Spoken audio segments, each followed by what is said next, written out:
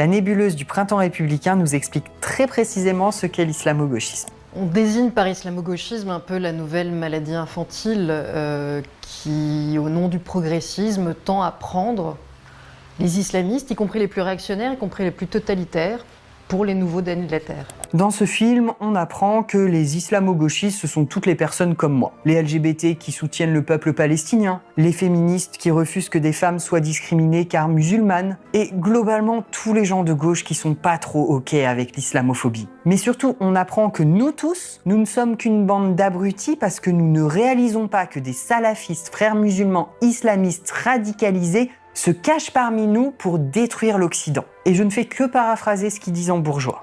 Les frères musulmans encouragent leurs adeptes à se répandre dans la société, quitte à abandonner d'ailleurs certaines pratiques ostentatoires ou en tout cas visibles de l'islam le plus rigoureux pour justement se fondre et faire ce travail de pénétration. Dans l'islamo-gauchisme, c'est le gauchisme qui sera cocu.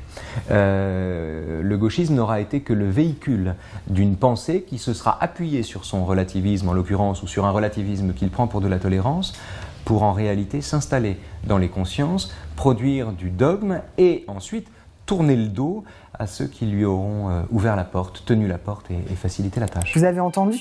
Défendre l'antiracisme, le SMIC à 1 600 €, le féminisme et les trans, ça va nous mener tout droit à la charia. Faut faire gaffe. Je trouve qu'on a plutôt une civilisation occidentale qui intellectuellement, en tout cas, avait porté au pinacle des valeurs humanistes et universelles qui, je crois, ont amélioré plutôt les choses entre les hommes. Et on a une proposition de société qui est une société obscurantiste, violente, inégalitaire. Retenez bien ça. D'un côté, il y a la société occidentale qui est l'aboutissement suprême du processus de civilisation humaine, finalement. Et de l'autre, il y a l'obscurantisme, soutenu par les islamo-gauchistes, dont l'objectif est d'entraîner la chute de l'Europe et d'Israël, bien sûr,